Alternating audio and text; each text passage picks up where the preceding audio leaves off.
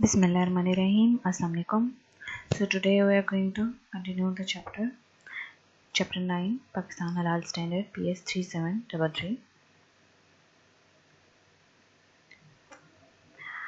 Until now हमने इस chapter में हमने पढ़ा है कि पाकिस्तान का स्टैंडर्ड क्या है, हमारे हलाल और हराम फूड्स क्या हैं पाकिस्तान स्टैंडर्ड के हिसाब से, और उसके अलावा फूड प्रोडक्ट्स कौन से हलाल और हराम हैं, और उसके अलावा एंजाइम्स, फूड सब्सटेंसेस और आपके जितने भी एडिटिव्स होते हैं उनमें कौन से हलाल और हराम कंसिडर किए जाते हैं।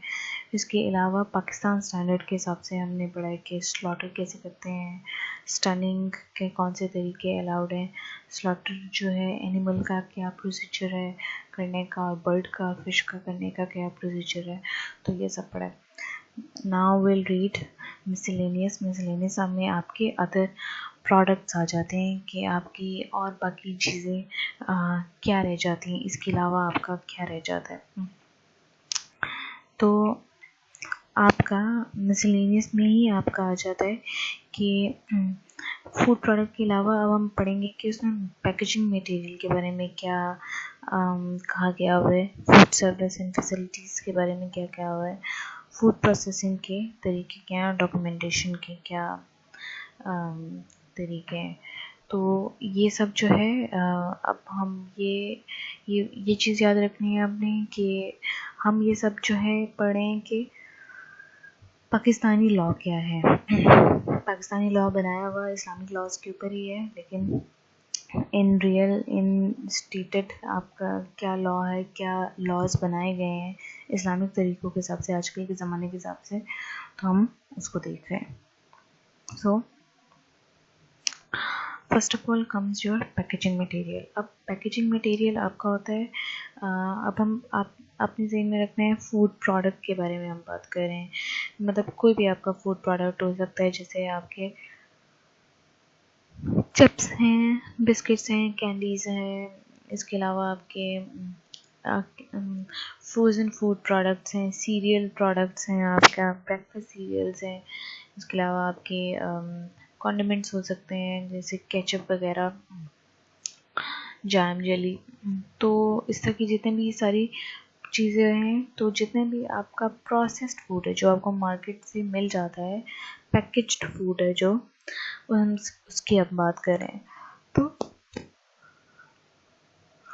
तो अगर हम पैकेजिंग मटेरियल के बारे में देखें तो उसके बारे में भी स्पेसिफिकेशन हैं पाकिस्तानी लॉ के हिसाब से, जो कि ये हैं कि जो मटेरियल इन इटसेल्फ है जिसके अंदर फूड प्रोडक्ट पैक हुआ होता है, that material should not be made of नजस और हराम मटेरियल। नजस मतलब आपका कोई भी चीज़ जो सेहत के लिए ख़राब, डिस्गस्टेड या गंदी होती है, या हराम मटेरियल, इससे नहीं बना हुआ होना चाहिए। फिर उसके अलावा it should not be prepared with equipment contaminated from non-halal materials। तो अब पैकेजिंग मटेरियल का जो बनने का प्रोसीजर है, पैकेजिंग मटेरियल का जो इटसेल्फ मटेरियल है, तो वो भी हराम नहीं होना चाहिए, हलाल प्रोडक्ट, हलाल का होना चाहिए सब्सटेंस का। इसके अलावा जब पैकेजिंग मटेरियल है वो जब बनता है, जो प्रोसेस होता है, तो जिस इक्विपमेंट के ज़रिए से प्रोसेस होता है वो इक्विपमेंट भी हलाल मटेरियल से बनी होनी चाहिए। फॉर एग्ज़ाम्पल हम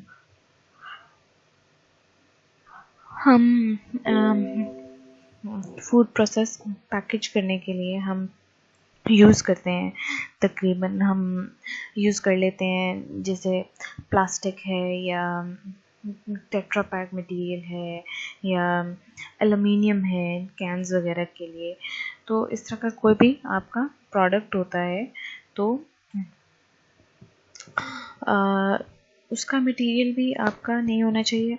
और अब यही प्रोडक्ट जब बन रहा होता है, फॉर एग्जांपल हम अगर टेट्रा पैक ले लें, जो मिल्क पैक का जो आपका मटेरियल होता है, तो मिल्क पैक जिस बॉक्स में कार्डबोर्ड मटेरियल में बनता है, तो वो अब जहाँ से फैक्ट्री से बन कर आता है, मटेरियल तो उन वो जो इक्विपमेंट है जिससे बनता है वो भी नॉन हलाल मटेरियल से बना होना चाहिए, बना हलाल मटेरियल से बना होना चाहिए, नॉन हलाल से नहीं।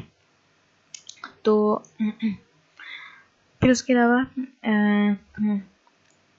पूरी उस प्रोसेसिंग के दौरान, जिस प्रोसेसिंग के वक्त मटेरियल बन रहा है, तो अगर वहाँ उसी प्रोसेसिंग के दौरान या उस जगह पे नॉन हलाल मटेरियल भी है तो आपने उसको फिज़िकली सेपरेट रखना है, उसका अलग जगह होनी चाहिए ताकि वहाँ से कंटेमिनेशन का ख़तरा ना हो, हराम की कंटेमिनेशन का ख़तरा ना हो। तो पूरे टाइम पैकेजिंग के मटेरियल की प्रिपरेशन, स्टोरेज, ट्रांसपोर्टेशन, इस सब टाइम के दौरान में it should be physically separated from non हलाल मटेरियल। फिर उसके अलावा जो पैकेजिंग मटेरियल इटसेल्फ है उसका वो इस तरह का होना चाहिए कि वो फूड जिसके अंदर फूड प्रोडक्ट पैक होता है तो उस फूड प्रोडक्ट के अंदर वो कोई कलर या ओडोर या टॉक्सिसिटी शामिल ना करे। ठीक है, तो जैसे आपका जो मटेरियल है, फॉर एग्जांपल आपका जो बॉक्स है जिसके अंदर आपने आपका दूध है, ठीक है, तो अगर उस बॉक्स के ऊपर राइटिंग है, ठीक है, या लेबल लगा हुआ है तो लेबल की इंक जो है वो मिक्स नहीं होनी चाहिए आपके दूध के साथ, या फिर जो मिल्क पैकेट है उसका ओडोर नहीं होनी चाहिए ताकि दूध के अंदर भी स्मेल ना आ जाए, या फिर कलर जो है इस तरह का होना चाहिए कि कलर अंदर मिक्स ना हो जाए। तो ये चीज़ें ध्यान रखनी है कि ऐसा नहीं होना चाहिए, और क्योंकि पैकेजिंग मटेरियल का अगर कलर या ओडोर या टॉक्सिसिटी शामिल हो जाए खाने के अंदर तो वो हमारी हेल्थ के लिए हैज़र्डस कंसिडर किया जाता है, तो it's not safe for consumption. तो ये हो गए आपके पैकेजिंग मटेरियल के। पैकेजिंग मटेरियल खुद हराम मटेरियल से नहीं होना चाहिए, पैकेजिंग मटेरियल जिस इक्विपमेंट से बना है वो भी हराम मटेरियल की नहीं होनी चाहिए, और जब बन रहा है तो उसको नॉन हलाल मटेरियल से फिजिकली सेपरेट रखना है, और पैकेजिंग मटेरियल का कलर, टॉक्सिसिटी या ओडोर खाने के अंदर शामिल या फूड प्रोडक्ट के अंदर शामिल नहीं होनी चाहिए। Then comes food services and facilities. तो फूड सर्विसेज और फैसिलिटीज़ में आपकी सब वो फूड सर्विसेज आ जाती हैं, जैसे कि आपके रेस्टोरेंट्स हैं वो सब जो आपको खाना सर्व कर रहे हैं, ठीक है, इस तरह की कोई भी फैसिलिटी हो, जैसे फॉर एग्जांपल कोई कंपनी है, ठीक है, और जहाँ का अपना ब्रांड नेम है, या फिर कोई किसी कंपनी का अपना कैफेटेरिया है, या फिर इसी तरीके से होटल्स हैं, रेस्टोरेंट्स हैं, या आपकी जितने भी ऐसी जगह जहाँ से खाना सर्व हो रहा है, तो इस तरह की जितनी भी आपकी फैसिलिटीज़ या सर्विसेज हैं उनके बारे में क्या रिक्वायरमेंट्स हैं। तो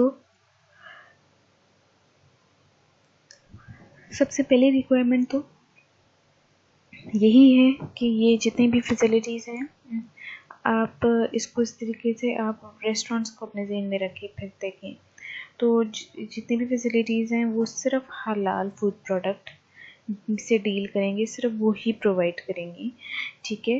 तो इसमें वो सब प्रोडक्ट्स आते हैं जो कि पाकिस्तान हलाल स्टैंडर्ड के ऊपर पूरे आते हैं, और वो प्रोडक्ट्स जो पाकिस्तान हलाल स्टैंडर्ड के हिसाब से एक्सक्लूड कर दिए जाते हैं वो ये प्रोडक्ट्स फूड सर्विस फैसिलिटीज़ नहीं बेच सकते। फिर उसके अलावा हलाल फूड प्रोडक्ट के अलावा जितने भी टूल्स हैं जिनके ज़रिए से खाना सर्व किया जाता है, तो वो जितने भी टूल्स हैं जैसे कि आपकी फोर्क, नैपकिन, आपका टेबल क्लॉथ, ठीक है, तो वो सब भी आपके हलाल फूड प्रोडक्ट के बने हुए होने चाहिए। फिर उसके अलावा जो कि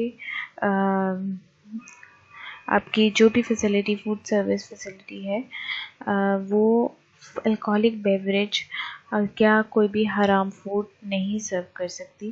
तो इसका मतलब ये है कि पाकिस्तान स्टैंडर्ड के हिसाब से you can not go to any restaurant और आप एक्सपेक्ट करेंगे कि वो आपको बेकन देंगे, या आपको वो कोई ना कोई अल्कोहलिक बेवरेज, अल्कोहल देंगे, वाइन देंगे, ठीक है।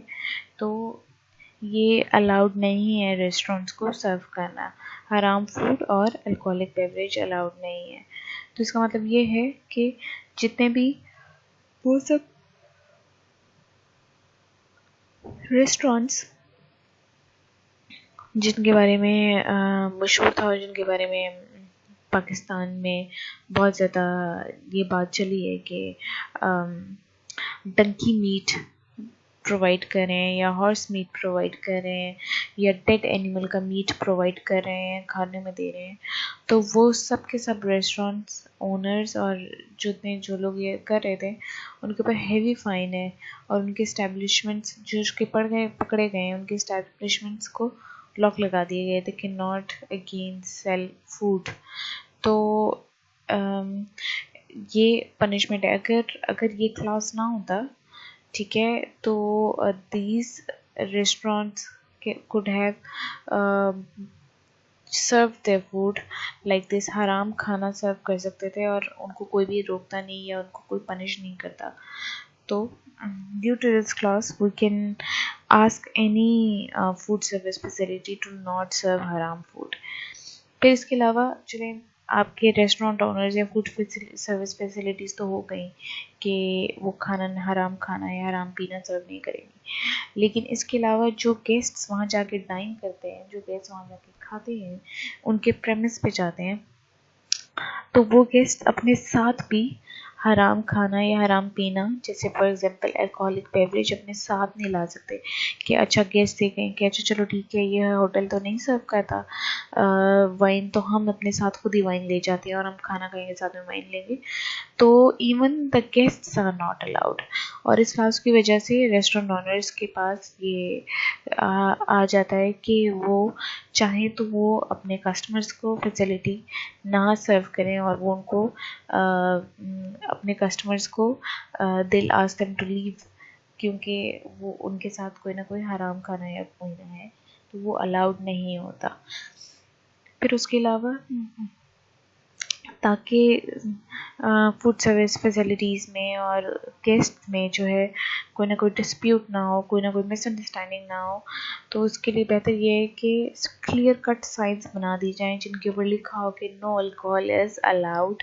तो ताकि या नो कोई भी बेवरेज जो है हराम बेवरेज अलाउड नहीं है, ताकि गेस्ट्स को ये बात पता हो और वो ये बात बाद में ना कहें कि हमें नहीं पता था, हमें पता नहीं था, तो हम इसलिए अपने साथ अल्कोहलिक बेवरेज ले आए।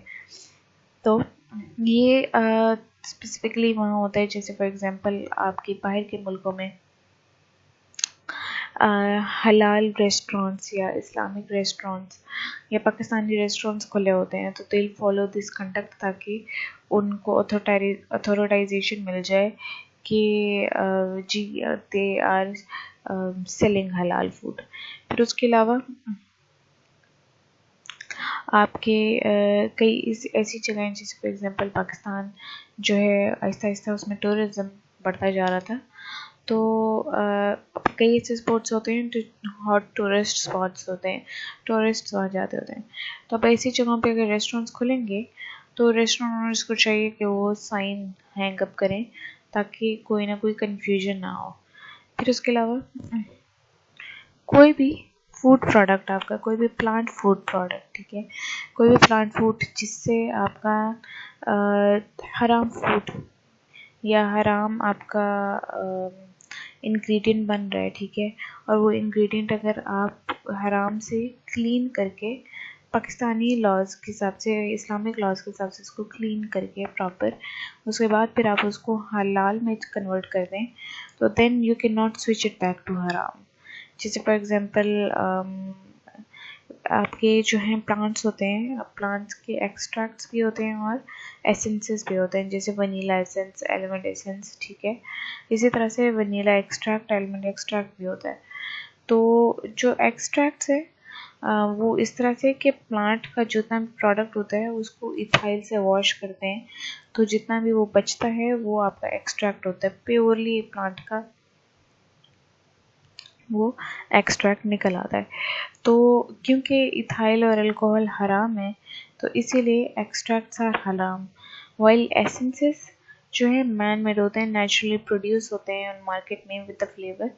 तो जितने भी आपके एसेंस होते हैं वो सबके सब अलाउड है। तो this is the difference between कि एक ही प्लांट प्रोडक्ट से हराम और हलाल बन सकता है, but you have to do it yourself कि आप हलाल प्रोड्यूस करें और हलाल को वापस हराम में कन्वर्ट ना करें। Then comes food processing. तो अब हम पढ़ेंगे कि फूड प्रोसेस करने के क्या तरीके हैं और उसके क्या लॉज हैं। जैसे फॉर एग्जांपल, अब अगर मैं आपको एक एग्जांपल देती हूँ और उसी को आप ज़हन में रखिएगा तो हम आगे आपके लिए समझना आसान हो जाएगा। फॉर एग्जांपल केचप है, ठीक है, केचप कैसे बनी, ठीक है, तो उसका जो पूरा प्रोसेसिंग होगा उसकी एक तरीका होता है। जैसे फॉर एग्जांपल हमने केचप के लिए टोमेटोज़ लिए, ठीक है, 30 kg टोमेटोज़ लिए हैं, ठीक है। तो अब हम पहले देखेंगे कि कहाँ से ले रहे हैं, किसी फार्म से लेंगे तो वहाँ से ला के फिर उसके बाद जब तक वो पकते नहीं हैं उनको प्रॉपर एक चिल्ड प्लेस में स्टोर किया जाता है। वहाँ से स्टोर होने के बाद जब उनको यूज़ करना होता है तो then they are brought in और उनको अच्छी तरीके से वॉश किया जाता है। वॉश करने के बाद उनके एक्सेस, उनके ऊपर जो भी डर्ट होता है या स्टोन होता है या रीड होता है या कोई ना कोई स्टेम होती है तो वो सब क्लीन कर दिया जाता है। उसके बाद टमाटोज को फ्लेम पे कुक किया जाता है। कुक जो है उनको इस तरीके से किया जाता है कि कुकिंग कर उनको पहले बॉईल किया जाता है, बॉईल करने के बाद उनको मैश किया जाता है, मैश करने के बाद उनको उनके अंदर चीनी और स्पाइसेस ऐड की जाती हैं।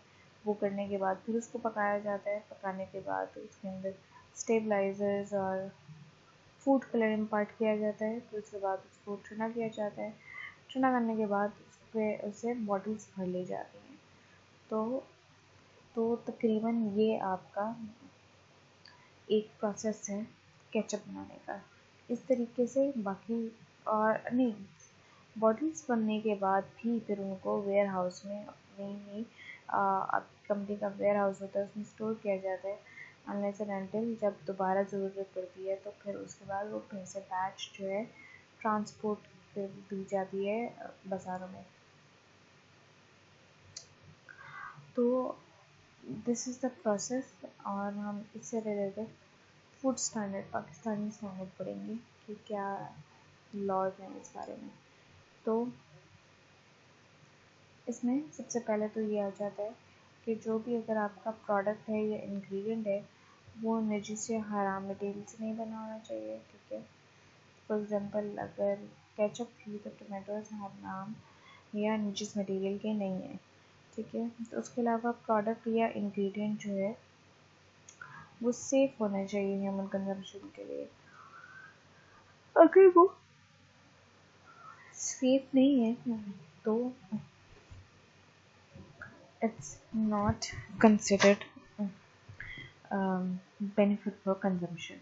फिर उसके अलावा आपका जो प्रोडक्ट है वो ऐसी इक्विपमेंट से बनना चाहिए जो कि नॉन हलाल मटेरियल से कंटेमिनेट ना हुई हो।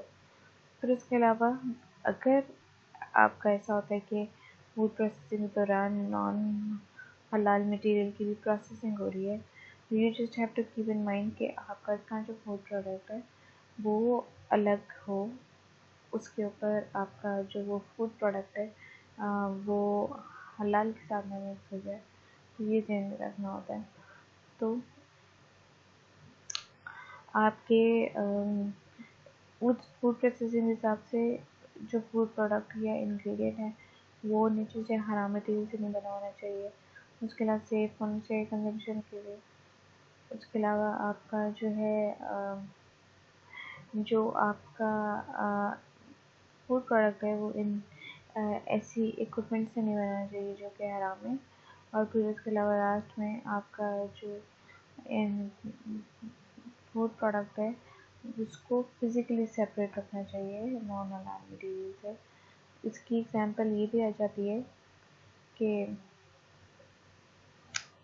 आपके फॉर एग्जांपल वेजिटेबल्स जो हैं उनको अलग कटिंग बोर्ड पे काटना चाहिए, और जो आपका चिकन है, कच्चा चिकन जो है, उसके लिए अलग कटिंग बोर्ड होना चाहिए। इन दोनों के लिए सेम नहीं होना चाहिए, क्योंकि अगर सेम होगा तो बहुत सारे जर्म्स जो हैं वो आपके डॉग के माउथ में चले जाएंगे।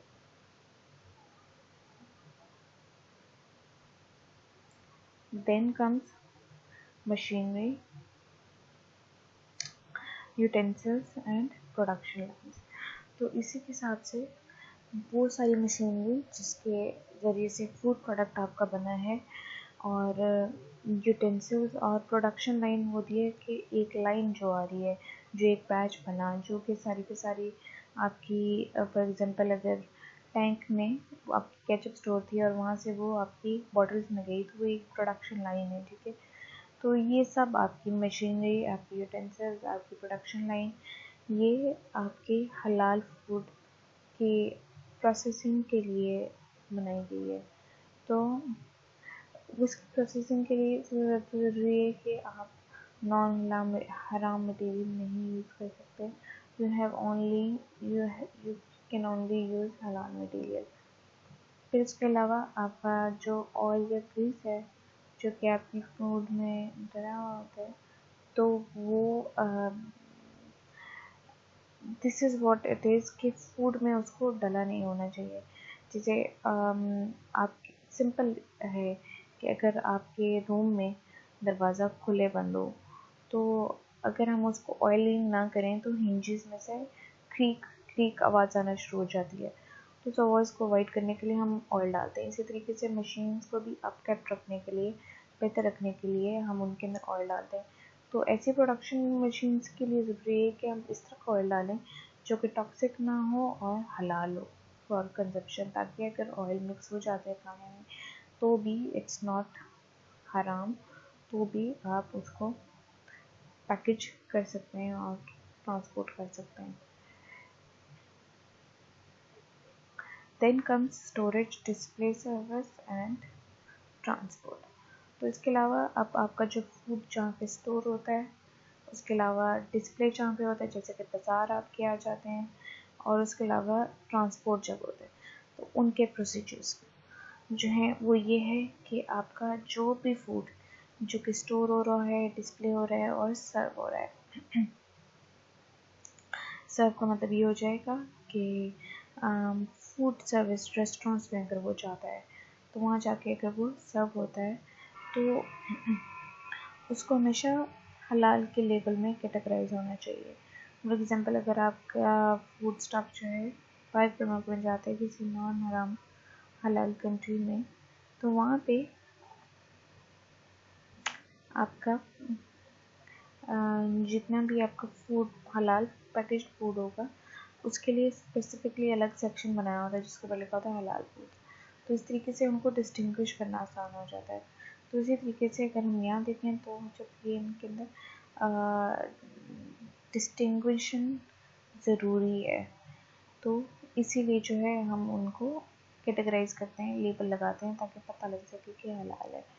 फिर उसके अलावा हर स्टेज पे ये जो आपका फूड है इसको सेग्रीगेट होना चाहिए, ताकि नॉन हलाल के साथ मिक्स ना हो जाए। फिर उसके अलावा ट्रांसपोर्ट जो है वो प्रोडक्ट की नेचर के साथ कंपैटिबल होनी चाहिए। इसके मतलब ये आ जाता है, फॉर एग्जांपल अगर हम दूध लेके जा रहे होते हैं, जब फार्म से लेके जा रहे होते हैं हम, अगर दूध की फैक्ट्री है तो फैक्ट्री में लेके जा रहे होते हैं, तो रास्ते में दूध ख़राब ना हो जाए तो उसके लिए ज़रूरी है कि एक स्पेसिफिक कोल्ड टेम्परेचर होता है जिसमें आपको दूध को लेके आना होता है। तो आपका जो मिल्क है उसका जो है वो ख़राब ना हो जाए, तो उसके लिए ज़रूरी है कि ट्रांसपोर्ट वैन्स जो हैं वो ठंडी होनी चाहिए। तो this is what it is कि ट्रांसपोर्ट जो है प्रोडक्ट के नेचर के साथ कंपैटिबल हो। देन कम्स ट्रांसपोर्ट व्हीकल जो हैं वो इस्लामिक हाइजीन जो है उसको सेटिस्फाई करने चाहिए और सैनिटेशन रूल्स को फॉलो करना चाहिए कि प्रॉपरली क्लीन होने चाहिए ताकि कोई कंटेमिनेशन ना हो जाए माइक्रो ऑर्गेनिज्म की।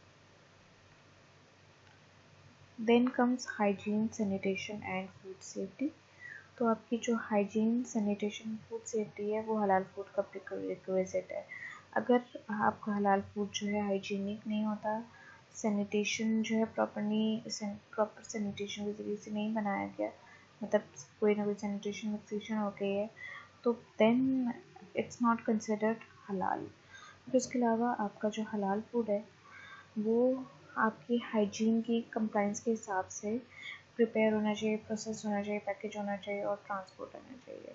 फिर उसके अलावा अप्रोप्रिएट क्लीनिंग मेथड्स यूज़ करने चाहिए, जिनके ज़रिए से प्रॉपर आपका अच्छे तरीके से वो फूड और उसके की जगह जो है वो साफ़ होनी चाहिए।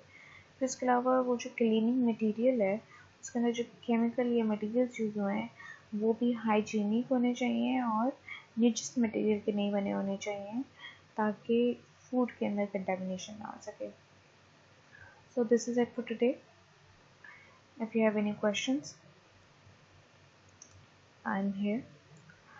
Allah Hafiz.